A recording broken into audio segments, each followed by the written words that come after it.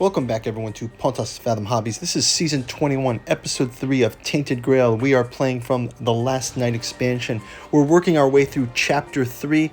Our quest is to make it to the North Colony to pursue our quest. Let's jump into gameplay. Thanks for watching. Okay, jumping into round number 3. We've got the Pit of the Dead up to the north of us. We've got our four-dweller kind of companion guide, also playing with the mule. I think we are able to travel with the mule today. It says we can move without any penalties on this round, so that we'll move everyone up to the Pit of the Dead. It says pray for the lost souls, resolve a gray encounter once per day, so we'll go ahead and grab a gray encounter. And we get the Knight Errant. Knight Errant. Go ahead and grab him too. We've got Knight Errant here. We've got this figure here on the board. Put the Knight Errant out there for our initial attack. Also playing with Sloan and Dagon. You guys can go check out paint through videos for these guys as well. We'll do a quick word from our sponsor, then we'll jump right into round number 3 gameplay. Thank you guys for watching. Pontus Fathom Hobbies is brought to you by the books that we produce. We've got the 6 volumes of August Moldenhauer and Giuseppe Balsamo's Cat journals out of Lovecraft's Providence, including the Hermeticism of Hastur, Genealogy of Cthulhu, Necromancy of Nyarlathotep, and also featuring our hardcover edition of the Cat journals. We've also got the 3 volumes of August Moldenhauer's Artificial Psychoanalysis Desiring Machines, also available in our hardcover edition. We've also got our podcast series featuring the Esoteric Saturn Mysteries, the Esoteric Dragon Mysteries, and also Alchemy and Anthroposophy in the Dune Saga, a deep dive into what makes Frank Herbert's Dune Saga resonate with us. We've got a special sponsor this month, Nereus Media, featuring Benson Magos' Flowing the Tears of the Flesh Android and the Trump trilogy ending in The God Emperor Trump. Finally, we've got our newest offering, The Alchemical Courtship in the Dreamlands, taking place in Lovecraft's Dreamlands. Each volume takes place in a different Lovecraft city. Aimless in the dream city of Cellophase, Hope's Home in Iron Domed Dalathleen, Stubborn Devotions in Thrawn with the Temple of Hypnos. Check out the bookstore link, check out our Patreon. Now back to our gameplay. Okay, let's jump into that encounter with the Knight Errant. We'll go ahead and have Dagon. So he's got 12. We'll have Dagon come in with. He's also got the Old Steel, and we'll have.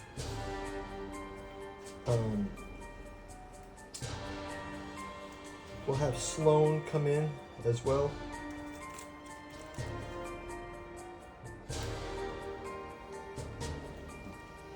Sloan will come in with the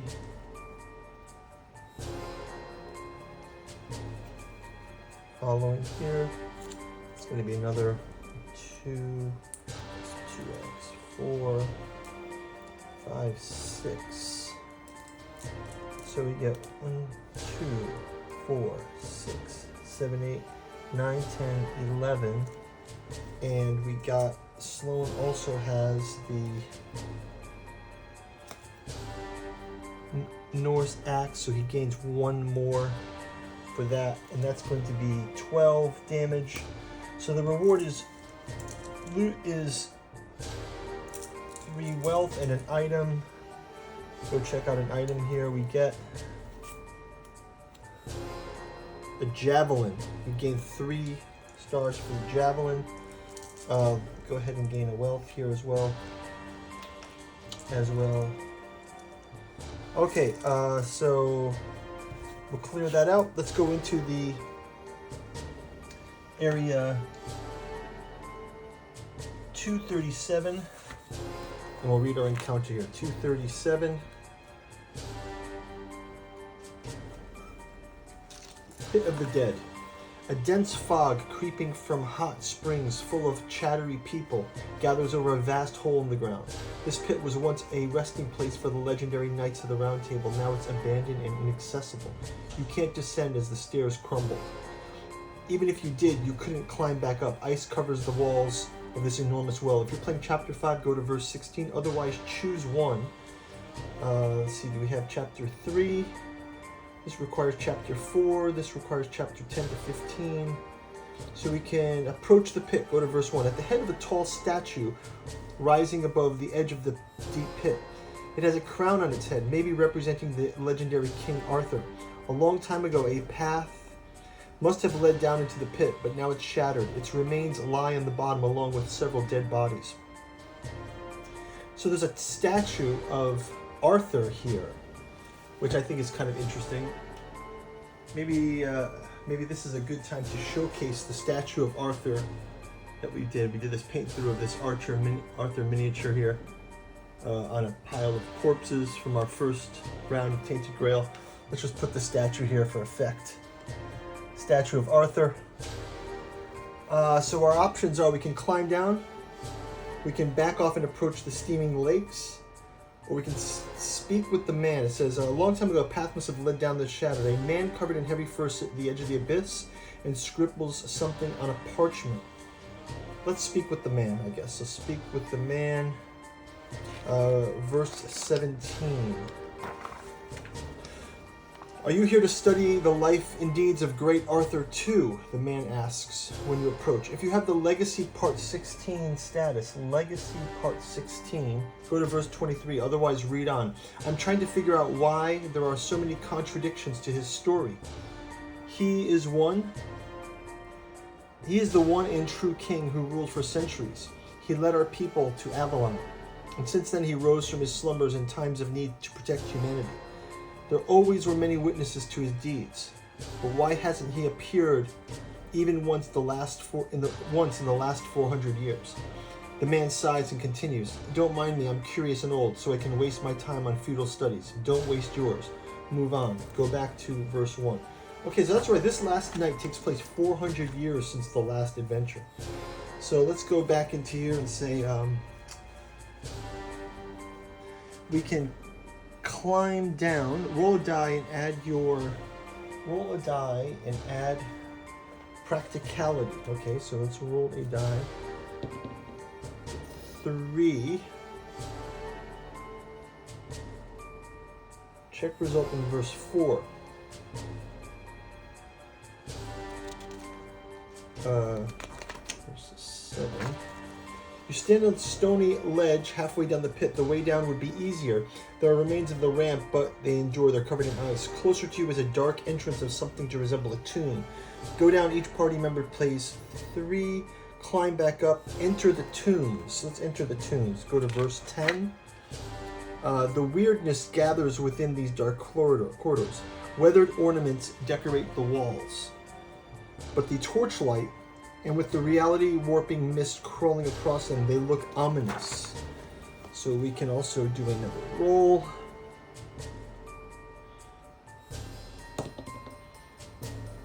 Weirdness bends the stones and covers them with hair-thin needles. Each party member rolls a die and adds their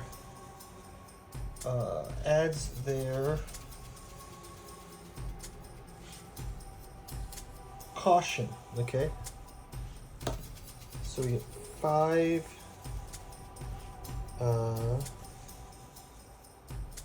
Adds their caution. Oh, results. Okay, so that's good. And 4, 5, 6. Okay, so that we both skip the losing of life.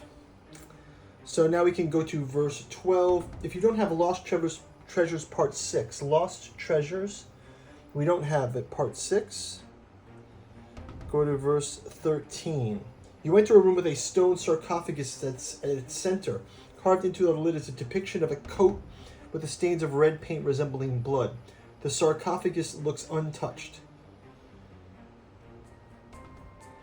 Can we rob the grave? Do nothing, gain Lost Treasures Part 6. Exploration ends. Rob the grave. I don't know if we want to rob the grave, right? Whoever lies here, they shan't be disturbed. We can seal the entrance and go to verse 20. Okay, we'll pay 1 magic and seal the entrance. That sounds good. Let's pay 1 magic and we'll seal the entrance. Go to verse 20. Right? Seal the coffin. Yeah, let's, oh, go to verse 22. Okay, so we go to 22. It's 4, 3, 5. Is that right? Oh, it's 1. Okay. Go to the Book of Secrets.